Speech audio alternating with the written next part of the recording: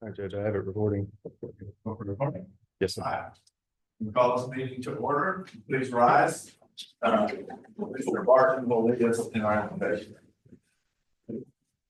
Dear God, thank you this day. Thank you for this weather and this rain that was much needed, and just please protect everybody over this holiday season and help us have a blessed time, and thank you for this country and this county, and just help us make the best decisions that will be right for our community and to help us move forward. And I pray all this in your name, amen. Amen. All right, pledge the American flag.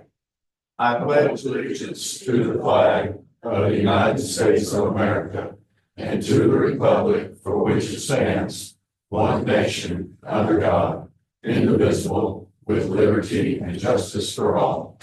Pledge the Texas flag. Honor the Texas flag. I pledge allegiance to thee, Texas, one state, under God, one and indivisible. Thank you. You may be seated. Call this meeting to order at 9:08, and we do have a quorum. All the commissioners, myself, were present. Are there any general announcements? Okay. General announcements. We have two registered for public comment. Terry Sarton. Would you like to? Could you reserve some time of the, it's. Okay, yes, and, It's regarding 5 and 6. all right, both of y'all. Yeah, do both of y'all wanna wait till number 5 and 6? Okay, all right. So we'll move on to item number 4, consent agenda. Consent agenda items considered routine by the Commissioner Court will not be enacted or will be enacted by one motion. No separate discussion on these items unless the county judge or commissioner requests an item to be removed from the consent agenda considered separately. Are there any items that need to be considered separately? If not, is there a motion to approve the consent agenda? Motion. Is there a second? All those in favor say aye. Aye. Opposed, like sign. Motion passes. Item number 5, we will now move into a public hearing to discuss changes in the Van Zandt County subdivision rule and regulations to receive public input of the same. That's at 9:10. We move out of our regular meeting into a public hearing. Is there anyone that has comments or discussions about the subdivision rules input? Well, I'll start out, Okay. Judge. We put this on there to have this public hearing mainly over the one-time exemption that is listed in our subdivision guidelines. So that's, we can discuss in the public hearing, we can pretty well discuss anything that's pertaining to subdivision. Right now, we can pretty well discuss anything in there. But the main thing you'll notice after the next one is we'll be discussing and considering that one-time exemption. So that's the main thing we're here for. And the court requested this because I believe, I know I am, the court is leaning for doing away with that exemption. I personally believe there's plenty. I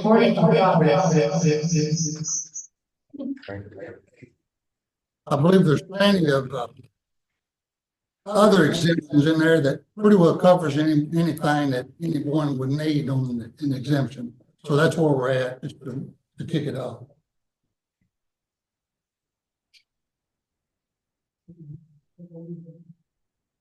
I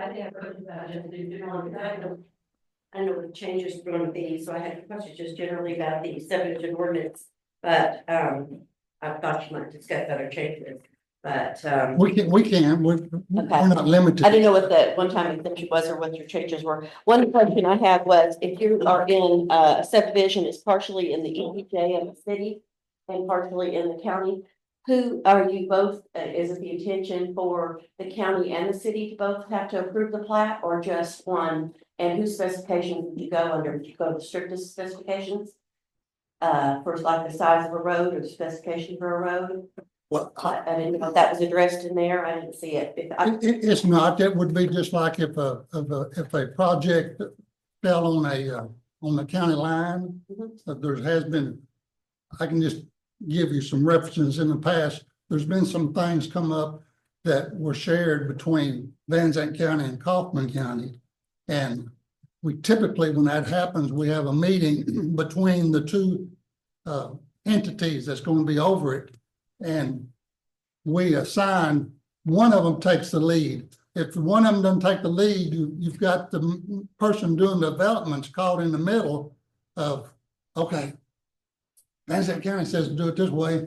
Kaufman County says do it this way. Okay, do I have to draw a line down through the middle of my project? And then I've got to adhere to Kaufman County rules over here and Van Zandt County rules. So what we do is the two entities come together and we decide, hey, you take the lead on this and we'll go along with whatever that. And typically, you're correct. Typically, whichever one is the most stringent requirements is who we turn it to. That's not addressed in here. And I know you have an agreement with St. Canton about Canton Flats, anything in the ETJ, but I think it was partially in ETJ, partially in Scott County. What happened with that?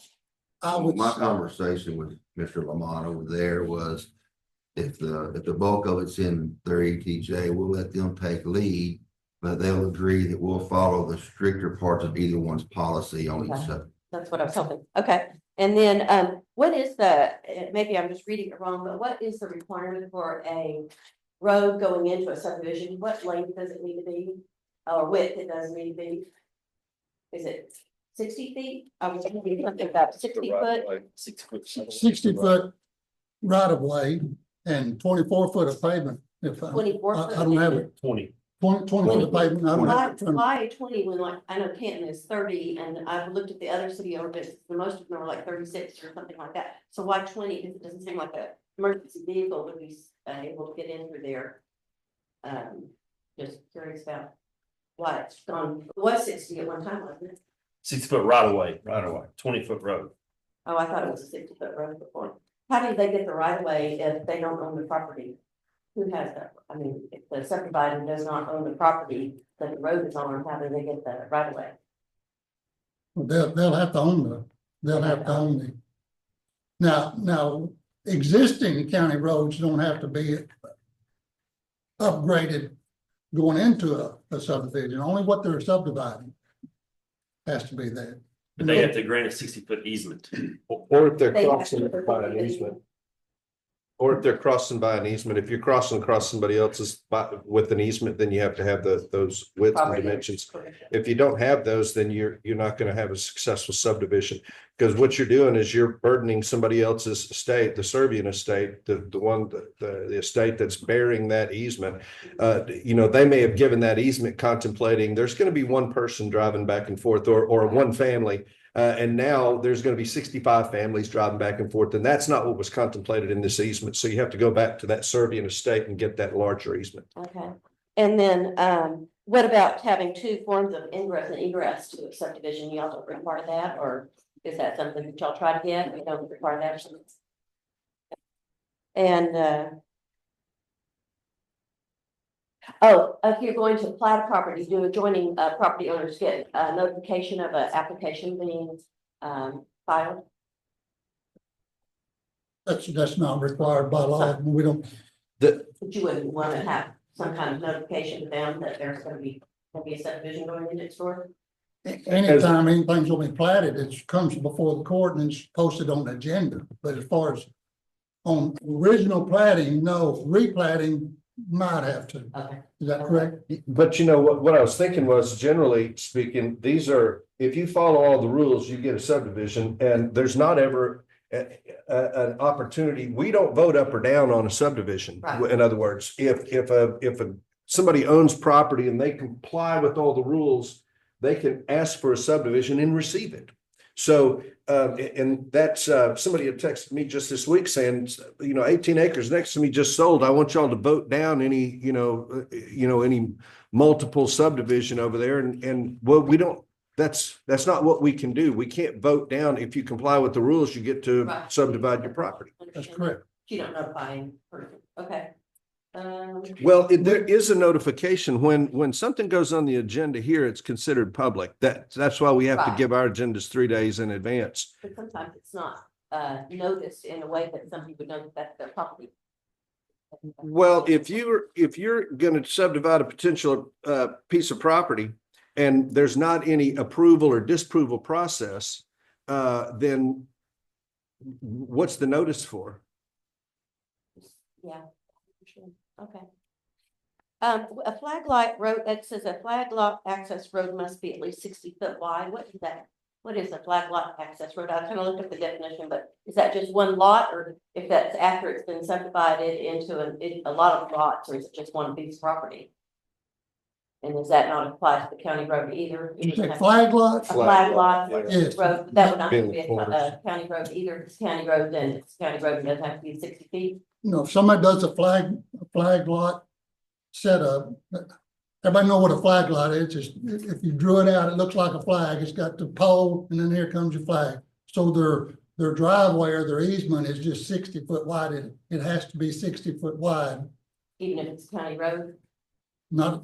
That's not a flag Okay. lot. That's that's not not a flag lot. then road. It's just the everything- access to property. You have to have, is it 160 foot, or I can't remember, I think it's 100 foot of access on, if say you have a county road, and it's a flag lot, you have to have 100 foot of easement for that lot, right? 60. Is it 60? 60. 60 So foot. they would still have to own. 60 that foot of property, road or frontage. have you?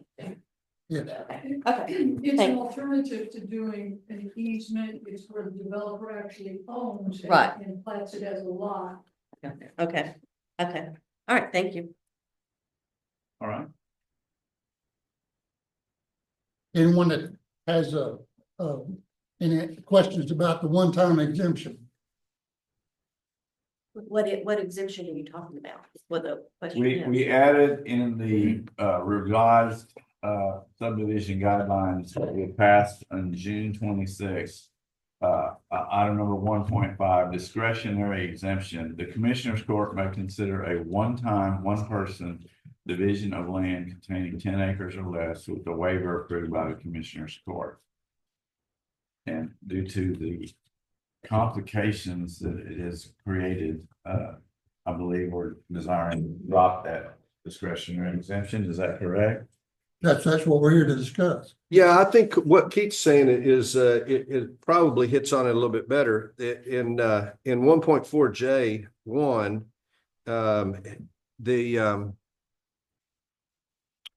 and 1.4I is a better place to start. A county may not require the owner of a tract of land located outside the limits of a municipality who divides the tract into two parts, so only two, to have a plat of the subdivision prepared if the owner does not lay out any part of the tract as roads or roadways or any of the rest of that. And number two, one new part is to be retained by the owner and the other new part is to be transferred to another person who will further subdivide the tract subject to the plat approval requirements. So if I have 10 acres and I want to sell to one of you 5 of those acres, then that's what I2, all of I really, if you have county road access and I have county road access, then it doesn't require a subdivision plat. You have the ability to sell a piece of your property that touches a state road or a county road.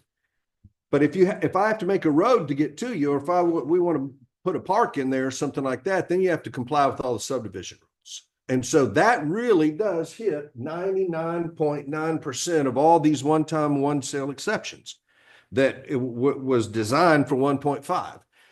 So 1.4, if it handles all the exceptions that people are asking for, then there's really not much need to continue trying to wade through the minefield of the 1.5, which was written pretty great. Very.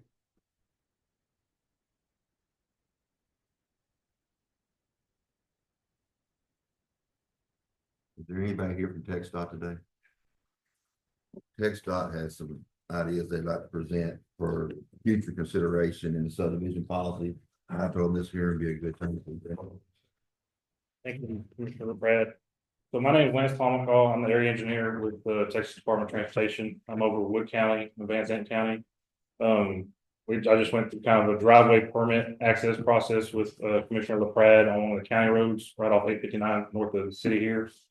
And I discussed with him while we were out there at the site meeting that it would be a good idea if maybe in the future, when y'all do revisions to your regulations, to include a line to require the subdivider or the developer to get a driveway permit from the state prior to coming to y'all for approval.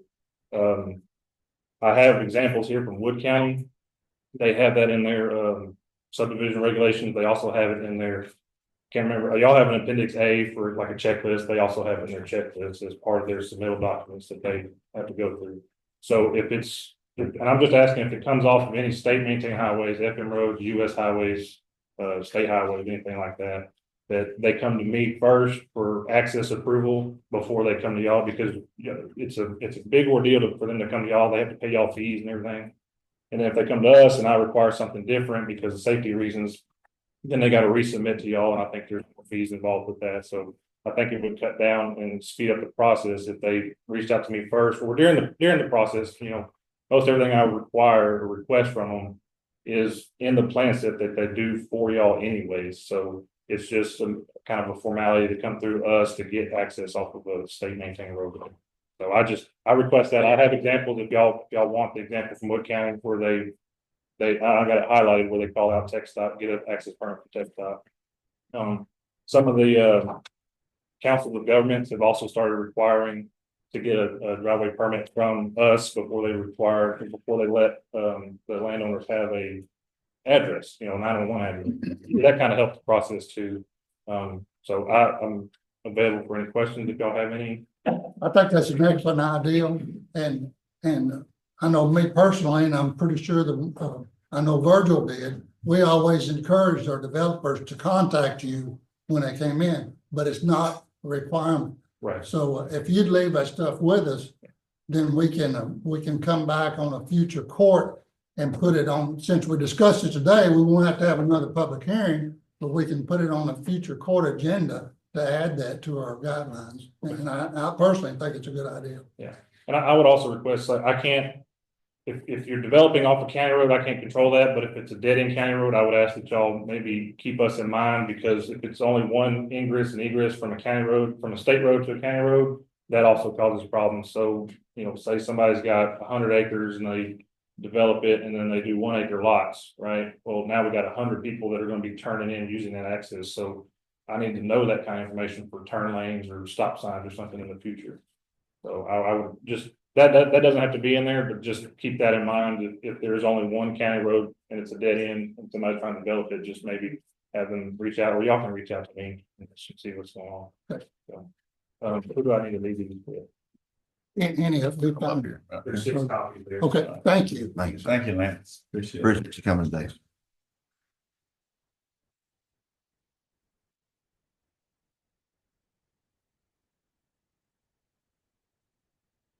All right.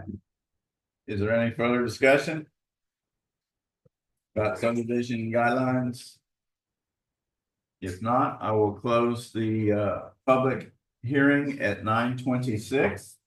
And we will now go back into our regular meeting. That concludes item number 5. So now we're at item number 6. Discuss, consider one-time exemption with Van Zandt County subdivision rules and regulations. Okay. So we had our public hearing, to get the input, and now the commissioners decide if we want to make a change in the one-time exemption. I'll make a motion that we remove the 1.5 point discretionary exemption. The commissioner court may exempt that one-time exemption. I motion we remove that from subdivision guidelines. All right, motion has been made. Is there a second? I'll second. Yeah. Which one you giving it to? I don't know. Cliff can have it. I had the last one. All right. You're very kind. All right, so discussion, any further discussion? I think we pretty well covered it, Judge. So Okay. did Cliff second? Yes. Yeah, that's. All right, all those in favor say aye. Aye. Opposed, like sign. Motion passes. So you want me to, who is going to do the change? Because it means renumbering. Good question. Why don't we, rather than renumbering, why don't we put in there 1.5 now is reserved? Okay. All right. That you just put reserved in brackets and then we might come up with some bright idea, to cure something, and we'll put that in 1.5. Okay. All right, we'll do that. Item number 7, discuss and consider a youth diversion coordinator position for Justice of the Peace Precinct 4. Actually, it's for the county, right? It's coordinated by.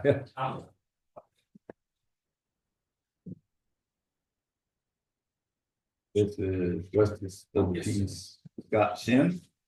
So I'm Judge Sheehan, I'm Justice Peace Precinct 4, but I'm not here to represent Justice Peace Precinct 4. I'm here to represent the whole county. And I want to introduce my clerk, one of my clerks, Jennifer Taylor, because she's worked really hard on this, and so I want to introduce her. But before we start, we've already had a workshop, and so we kind of beat this thing to death, so y'all kind of know what we're talking about.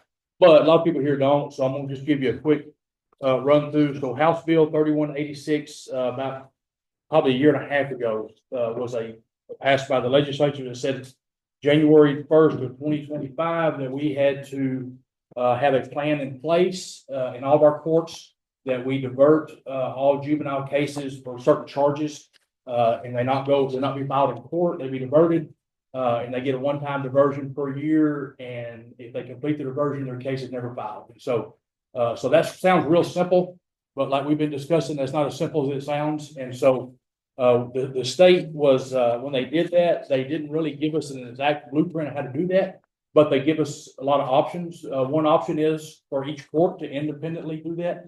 One option is to do it countywide, and they even give us the option of going in with other counties and setting up a huge plan.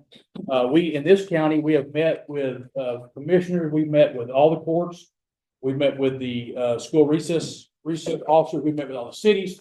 We've come to the conclusion that everybody in the county agrees that we want one plan for the county. And we would like to hire a juvenile coordinator that oversees that plan that we set in place. We have reached out to juvenile probation. They have an office that they'll let that person be housed at. That person will be housed there, and they will take in all these cases filed against juveniles. They will, administer the plan that's set in place. If the juvenile is successful, that case will never be filed against that juvenile. They get a one time a year diversion. If the juvenile fails the diversion or they get a second offense, then they go straight to the court.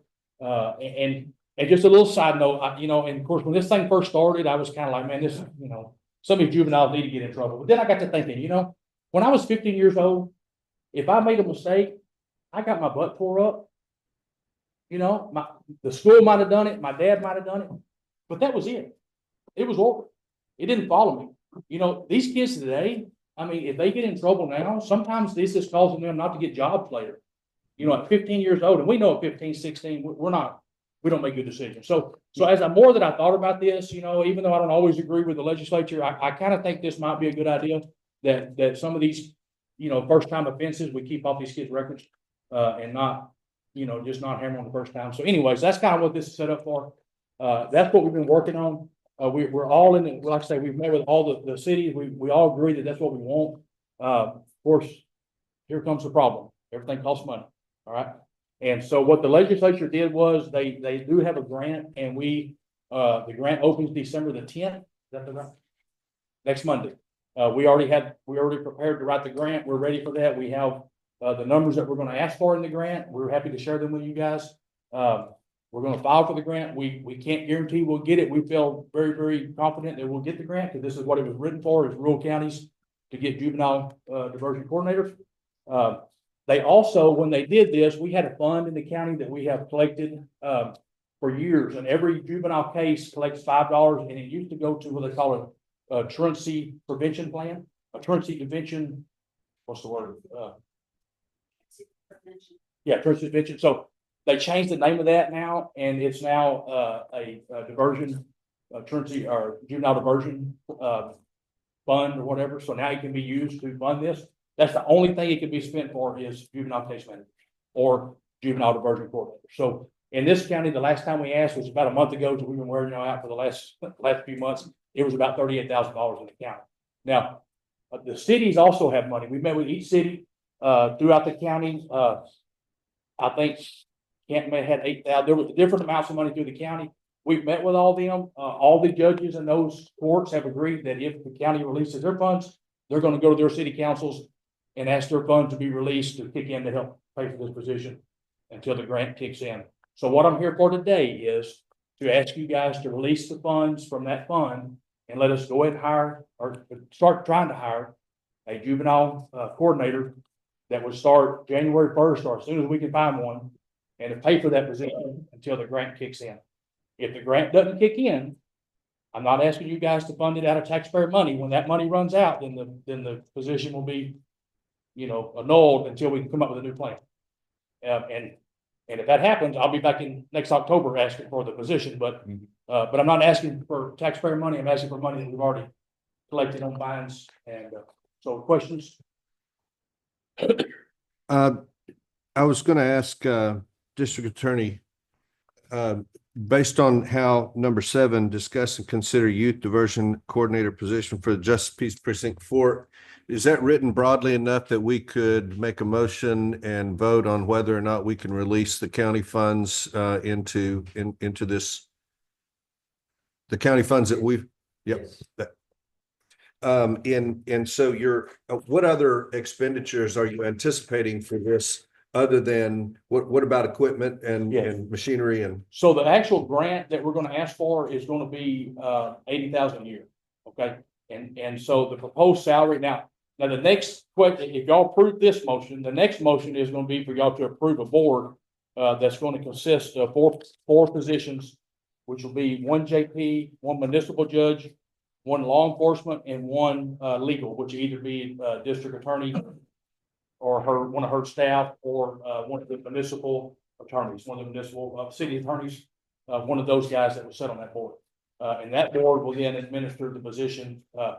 And so that would be the next step is for them. They would be the one that hired and fired and that kind of stuff. Because like I say, this is not a county. I mean, the county is going to accept the grant and pay the person, but this person is going to represent the cities and the county both. So they're going to represent everybody. But the proposed salary that at this point that we're saying is the same as the chief clerk in the county, $40,425. That is the salary that we've come up with. Office supplies, $2,000. The hardware and the software for a computer program and a computer is $10,000. Postage $1,000, training $1,000, travel and mileage $5,000, $200 bonding, and miscellaneous of $500. So that's the expenses that I think for a year, $80,000. I think that's pretty reasonable. I mean, I don't think we've asked for any fluff in that,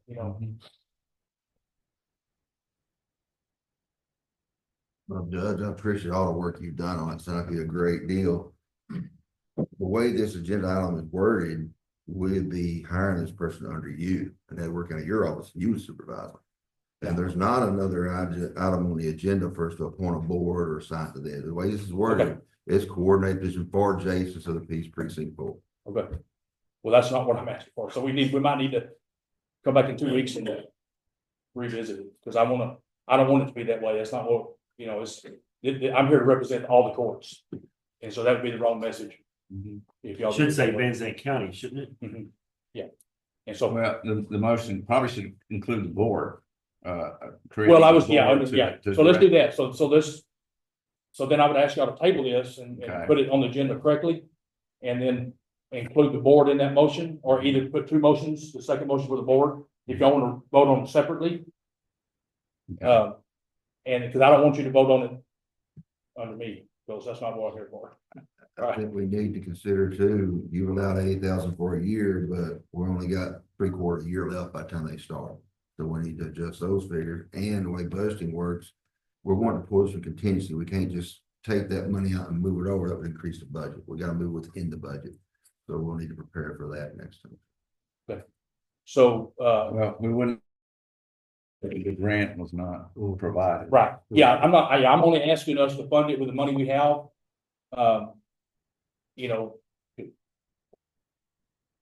Thinking that we're going to get the grant. The problem is we only have $2,000. Well, foreseeing that, we do have the money in your fund balance. But the only way you can get into your fund balance is for the court to declare an emergency. This wasn't an emergency. We knew that House bill was coming up and it should have been addressed during the workshop. We needed to put more money in the budget. Currently, we just budgeted 2,000 for you because you had a meeting, you needed to recover some of the expenditures from the meeting with other activities. So we don't have the money budgeted. We can create a position, that's fine, but you're gonna have to fund it through your contingency. I thought he said there was a fund. Yeah, I thought he said there was a fund with 38,000 in it. But it's not budgeted. We didn't budget 38,000. Who constitutes it as an emergency? I mean, if they get this position, hey, we need it now. Well, but you knew the code was coming up. That was not an emergency, is a tornado, flood, something that we, But who's that according to? the local government code. I don't have it with me. I don't have the code number with me, but it is, that is how you would be increasing your budget. We cannot increase the budget unless it's unless it's a disaster. So, I mean, there's not a problem with it, but you're gonna have to use the money from your contingency fund for this year. And then next year, if y'all wanna pay the contingency fund back. and that's only if the grant doesn't come through. We'll be paying her starting January. I see. yeah. I So see. the grant potentially won't fund till April. So what I'm trying to do is, I was trying to hit the gap. So if we're not successful in getting a grant, like at this time, I'm not asking you because I knew that we didn't budget for it. I didn't know that this was gonna be a problem because the money was set there. So if we didn't get the grant, then I was gonna come back in October and I was gonna come back with a plan between the cities and the county, because the cities have already talked to me like they're willing to kick in for this position. But I didn't want to do that till next October. I just wanted to bridge the gap between now and the grant funding. What happens if funding runs out in this position, considering the state legislature's law that's been passed? What happens then? You mean if we hire somebody and we don't get the grant? No, I mean, I contemplate that there's the legislature's passed a rule that we're gonna have to do X, Y, Z, and if we don't have the funding, then what happens? Well, so like I say, there was three options. One is that we create per court, each court do their own juvenile diversion, but like we talked about in the workshop, it's gonna be really inconsistent. So if we force to, that's what we'll do. You know, we're gonna comply with the law. But the best thing for our juveniles in this county and our courts is to have one person that we can, work together. So we're gonna comply, but this is an opportunity to help the county. So that's what we're here for. But actually, I don't want y'all to vote today because that's the way it's worded is not what I'm here for. And maybe we can talk about, we need to discuss How to budget it? how to budget it, then we can do that in the meantime. Yeah. Okay, Thank you. thank y'all. Yeah, so we'll see you next time. We'll Thank just, you. we'll just have to study that and put it on there right, because what we'll be considering next time would be, for now, it will be a temporary position. And so we've got to make sure we word it right and get that covered. I understand, yeah. I don't think there's anybody I can't speak for the board, but I'd be for it. Yeah, good. Well, so I want to get it right though, because I don't want it to look like it's my position, but it's not. It's for the whole I county. think you've done a great job. I just want to point you out for what we've got the ability to do based on that. Yes, I agree. Thank y'all. Yeah, I want to get it right. In the meantime, if you could get a more definite commitment from the city councils. Well, here's the deal. So the problem with the city councils is they don't have that much money. So I can't, if I went to one city council and I said, hey, would you fund this position? In the meantime, legally they could, but they don't have enough money. Like the county has more, like the county has like 38,000 and the cities have like, I think Van has 5, one has 2, one has 8. So I was waiting on the county to commit and then let the cities kick in because the cities don't have enough. Like it would do me no good to go to one city and say, would you put in $2,000 into this fund? Because we couldn't do anything with it. It would not help us at all. So that's what I was waiting on. So I was gonna let the city judges wait until y'all made a decision. And so that's kind of why I didn't go the other route. Okay? Thank y'all. Yep. So is there a motion to table? So move, Pearson. All right, second by Commissioner LaPrade. All those in favor say aye. Aye. Opposed, like signs. Motion passes. All right, item number, and we just love having Judge Shin here to talk to us. Item number 8, discuss and consider authorizing the county judge to sign letter and memorandum of understanding with agencies utilizing the P25 radio system. Gentlemen, I put it on here. I think Ms. Thomas is gonna speak to it. Um, uh, As the court knows, we've been trying, Commissioner LaPrat's been trying to get MOUs signed with the various agencies and entities that will be using the new radio system. Some of them are very delinquent and have not signed. So we propose sending out a letter. I think this was discussed at the last meeting, and y'all directed me to come up with a rough draft of a letter, and you have that in your binder there. That there is one blank at the top of the letter, and I believe that should be 11 million. But that's just a draft. It'll go out under the judge's signature, so y'all can change it however you like.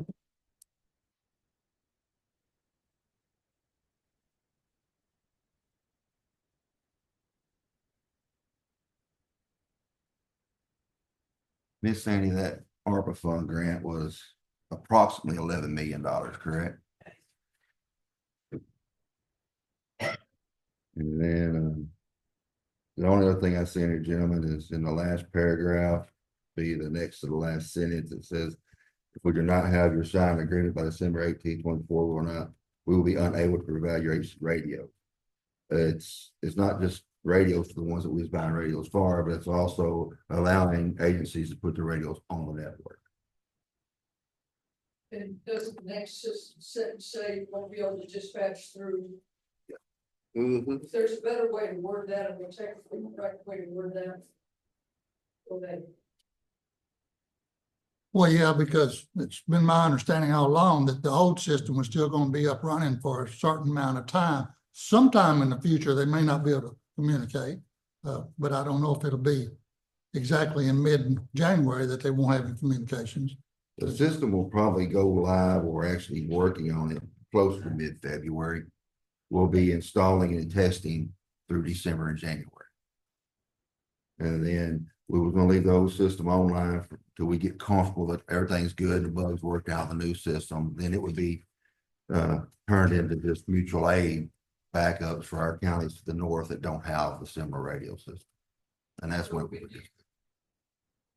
When do you anticipate cutting off the old system? I imagine it's probably gonna fall somewhere around next August. Cause I want to give a few months on the new system and make sure there's no bugs or anything pops up before we actually convert it into just a mutual aid backup. So say we just take the date out altogether, because if they know it's that long, they're liable to continue dragging the feet. Yeah, just sometime in the future, you're not going to be able to communicate.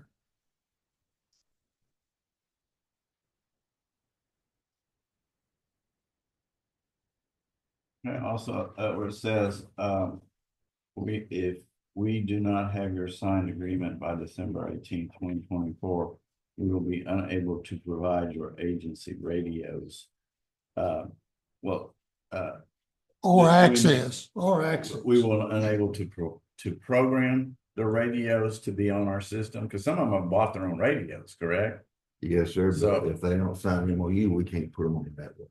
Okay, well, we probably ought to say that we can't Program. program your radios on our system. No, they won't have access to the system, Andy. They won't get their new radios, or they won't get access to the system. So the ones we're buying the radios for won't get the radios or access. The ones that's purchased their own radios, we won't be able to give them access to the Okay, system. that's what I'm saying. Those that purchase their own need to understand that they won't have access to the system. Won't be providing radios applicable, and you will not have access to the system. And I'll tell you, I believe all this has been worked out. I think there was a lot of concern over this MOU originally, but all these details in our workshops have all been worked out. I think it's just people that we get busy and forget to do them, and it just needs to be a reminder that, hey, we got to get this going now. We're getting down to the end on this thing. And all the radios are purchased. Where I said, we're setting up to begin programming this month. That's why I want to get this process through. That way we can just move forward without any holdup. And I'll tell you, the biggest thing right now is some of the agencies out there have concern. No, they want something. They want something in there on our fees, that we're not gonna do this or we're not gonna do that. We can't do it. Unfortunately, folks, any future court can undo anything that any past court did. You can't bind a future court to anything. And that's just the way it is. No, all you've got to rely on here is the integrity of the people that are sitting up here right now, and hopefully the integrity of the ones that are going to come in behind. That this commitment was made and be honored. But there's no legal way you can guarantee what the charges will be in the future. Even though we do have it in current MOU that there will be no trouble.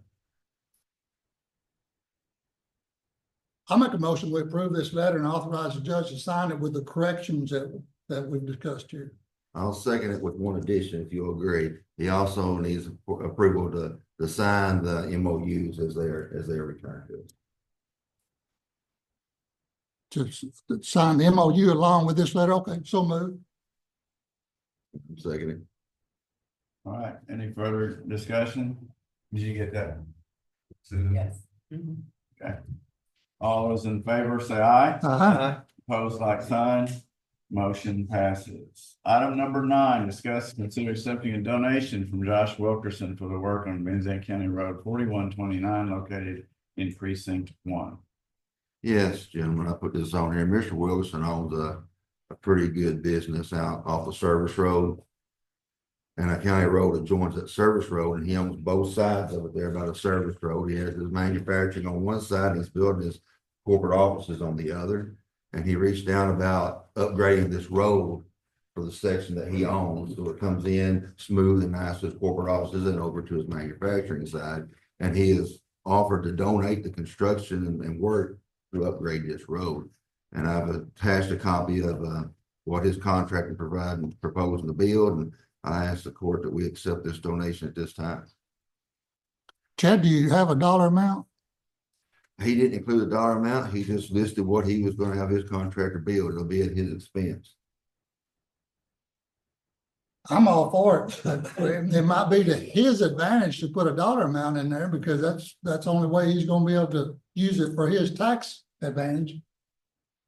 But that's strictly up to him. I hate to see somebody lose a legal way not to pay some of your taxes. Understand, sir.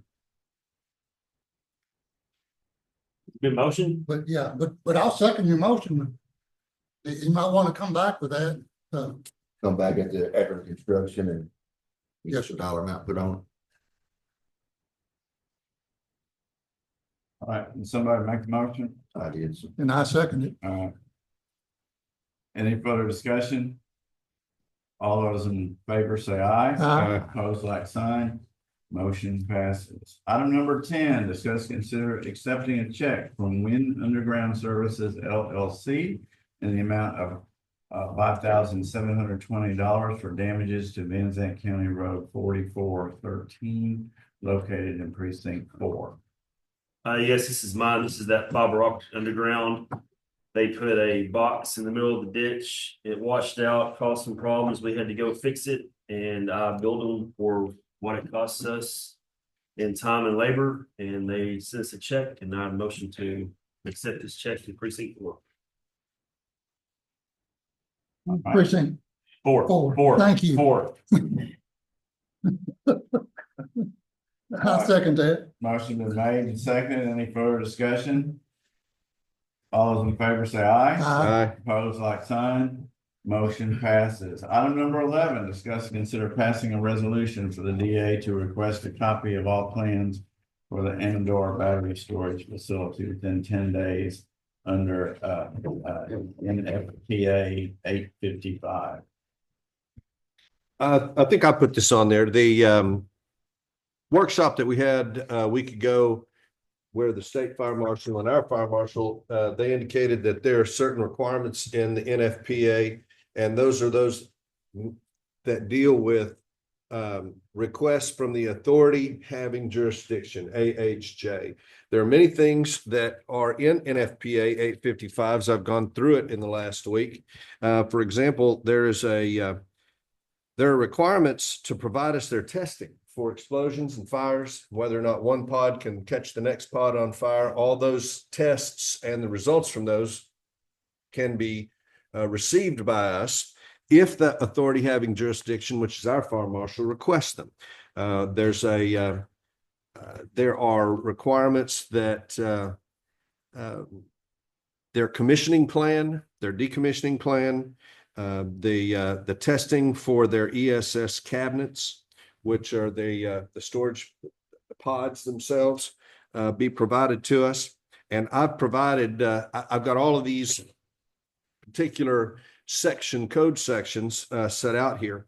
There are even parts in here where it talks about accessible fire hydrants. So there are some things that are a little gray in these codes, but my ask to the rest of the folks here on the court is that we send a comprehensive list that we ask the and I know we're not voting on anything. Quite honestly, I believe the district attorney can request these on our behalf as the attorney for the county without us having to vote on it.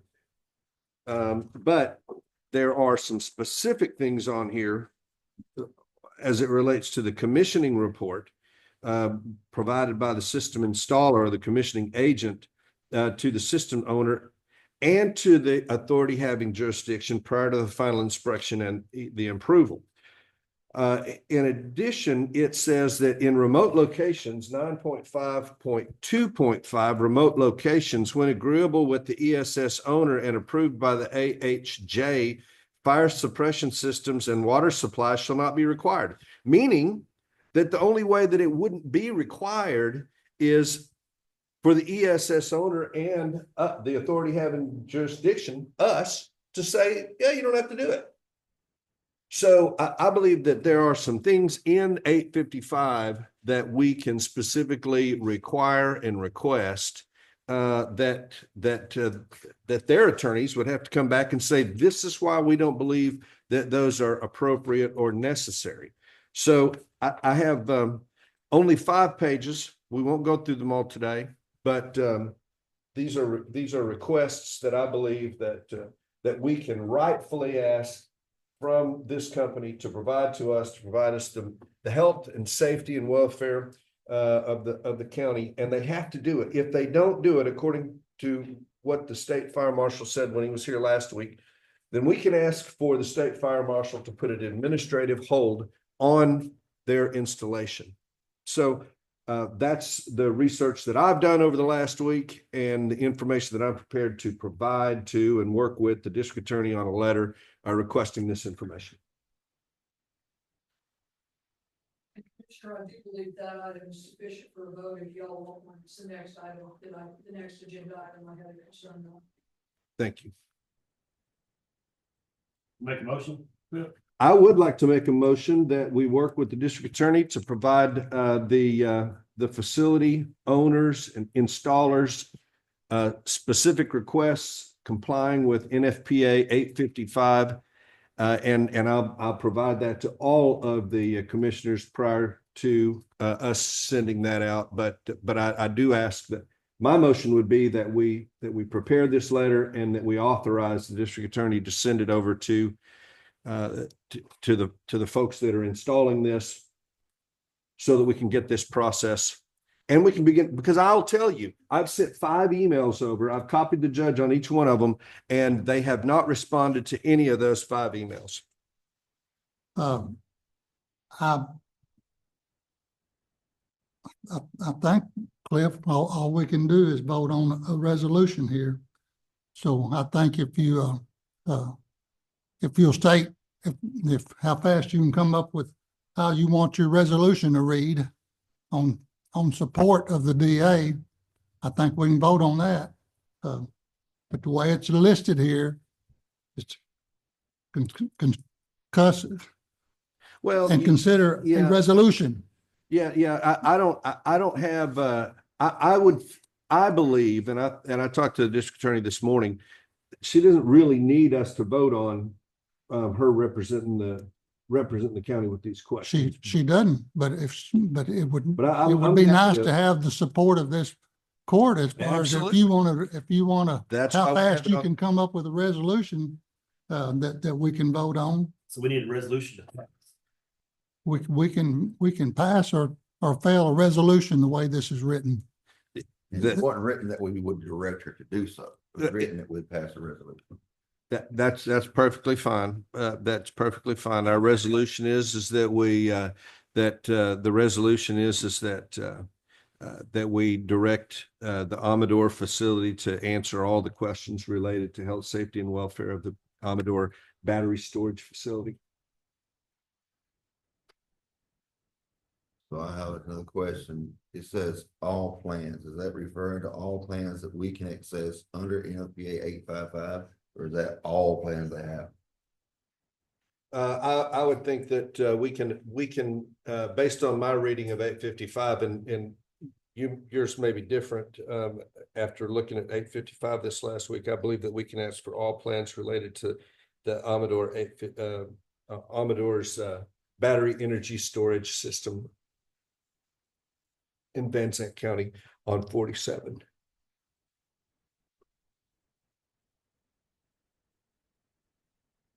But I'd be open to an amendment to that motion if you think that there'd be something better suited. The ones that we did in the past, there again, all I can do is refer to things we've done in the past. We did a resolution in support of the DA's efforts to obtain any information that she would need to get under NFPA 855. And that works fine for me, Judge. If I would second that motion because it's less convoluted than mine. that way everybody knows that the DA is just not out there by herself. The court supports her getting this information and sharing it.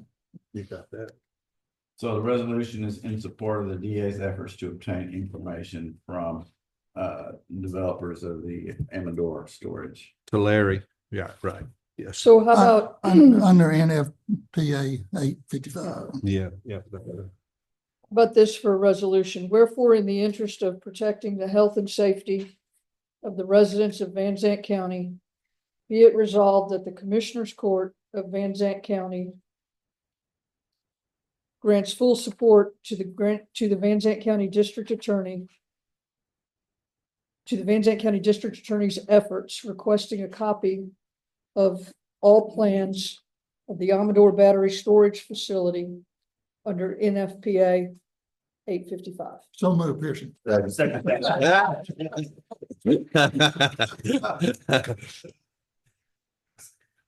All right, who got the second? All right. Everybody. We all said the same thing. All right, is there any further discussion? Who seconded? Brandon. Brandon. All of them. Yes, sir, there is such a thing as flying by the seat of your britches. All right, all those in favor say aye.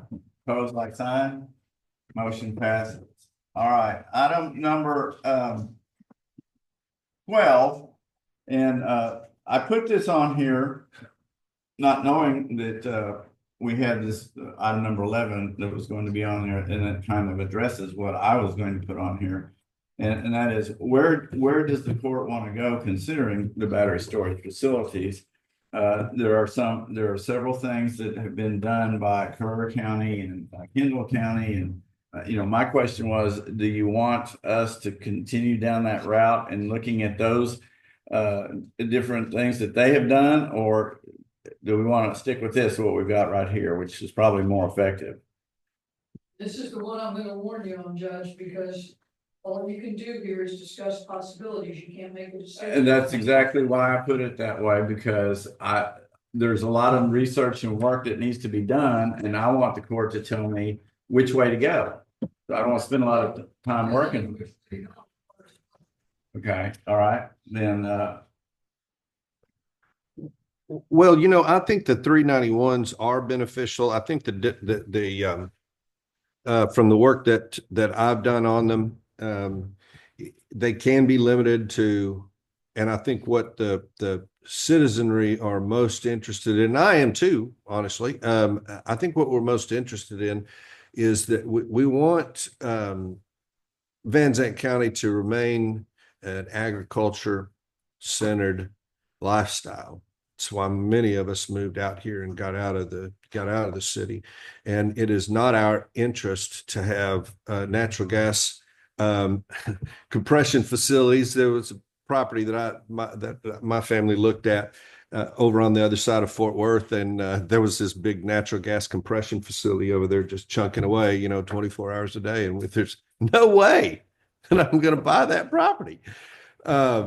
And it had a lot of great things on it, but we just weren't going to do it. And it really diminished the value of that guy's property. And it wasn't on his property. It was on the next door neighbors, all the way back corner of their property, but really close, really on his line. So if there's a battery energy storage facility, if there's quite honestly, if Rayburn's electric transfer station is right next to my property, or a natural gas riser where they monitor pressures, et cetera, it's going to be detrimental, to property values. And some of those were out there before this battery energy storage system, but it doesn't help. It does not help. And so I think what we need to do, and quite honestly, a drawback for 391 is we got to write it in such a way that it limits the impact that, let's say we go in with another county, Hunt County, or we go in with Kaufman County, or one of these others that say, we really are concerned about this. They're going to be involved in our business related to that until the 391 goes away. And we're going to be involved in their business until the 391 goes away, because the people that are on that 391 committee, comprised of people from both sides of the county line, are going to have a say in how things over here are developed, how things over there are developed. So we have to be very careful in how we draft the bylaws related to that 391 group and how it operates. But the benefit is that we can demand from TCEQ, we can demand from EPA, Department of Energy, and the Inflation Reduction Act. Those are that's where these folks are getting their money. They're $40 million. And we should have the ability to look into that and say, well, what did you do to decide that $40 million was right for this piece of property, for this project? Right now, we don't know. And we can't get that without a 391, because they're not responsive. And we might have to spend money. So you do a 391, you put your request to the Department of Energy or to the inflation, whoever's administering that Inflation Reduction Act monies, and they don't respond to you, then you have to file suit against them. And you got to start racking up charges. So there are benefits and drawbacks from all the different things that we're doing. But if we don't do anything, then are we derelict in our duty? This is just one of 4 they got proposed. Commissioner, on that, if we did join with the other counties, we can force them to provide information to us. That's it. Right, and that was gonna be my point, but we still can't stop that. But what they did was in Judge's right. Judge talked about this before. Down south, they used 391 successfully, but they were doing work as it relates to eminent domain. Mm-hmm. And so there were things that that the 391 could impact there, and at that point, the Texas Department of Transportation, they said, we're just not going to do it. We're not going to fool with the 391s asking us for all this business. And Marion County actually implemented one and helped get a high power electric line made it go away. because of the 391, because the people didn't want to deal with that, with that 391 and what it was they were requesting. They can choose to go away. Right, But we can't force them. that is correct. And that's, We can be a pain in the rear. yeah, and that's what, and I'm very intrigued with 391s and, you know, and not just for lithium battery, but there are other things that they could be good for. And so, you know, I'm going to continue researching it and figure it out. The issue we have on the lithium battery storage facilities is I don't know of a neighboring county that would be interested in joining with us, because 3 of them are giving abatements to solar farms and lithium batteries, and 2 of them are having them installed right now without any objections by the commissioner's court. And the only 2 that don't have solar farms or lithium battery storage that I'm aware of is Wood County and Smith County. Wood County is not in ERCOT, so there's probably not a lot of incentive to put that stuff in there. And Smith County, they probably don't go to it because Smith County is a big county with lots of regulations in place that they don't want to adhere to. So, you know, I'm going to continue working on 391 and understanding it and seeing if there's ways that, you know, we can get together with another county for something on that regard and in that sense. So, is there any other items that you think that we can work on or should do? I think that in the place where I put my effort, when I heard the fire marshal last week talking about the administrative hold, if they don't comply with our request for information within a certain amount of time, then we really do have the opportunity to seek an administrative hold from the state on this. And that finally, out of everything, that has teeth. But on the other hand, if they provide all the information and they have complied with all the testing, then we still, all we've done is made them provide us information that gives the folks that are out there in the community the knowledge. It's like what Doc said at the end of the workshop. We went through this training all day long today, and man, all of us fire chiefs feel much more comfortable about it now than we did when we first started.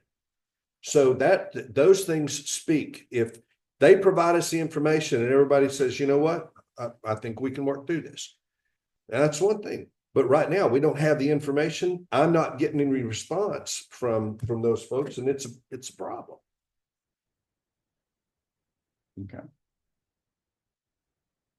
Well, can you put together a list of, well, I guess we're going to let the DA come up present the list, itemized list of things that we would request. He's gonna give me a list of the items and then I'm gonna incorporate it into a letter. Okay.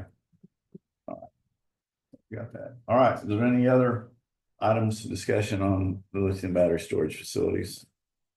Definitely for me. All right. Item number 13. Is there a motion to adjourn? Motion. Commissioner Barton. Second. And second. All those in favor say aye. Aye. Opposed, like sign. Motion passes. We are adjourned at 10:10. Thank you, everybody, for participating. Wait a second. Okay. Yeah. He was close. This is the one.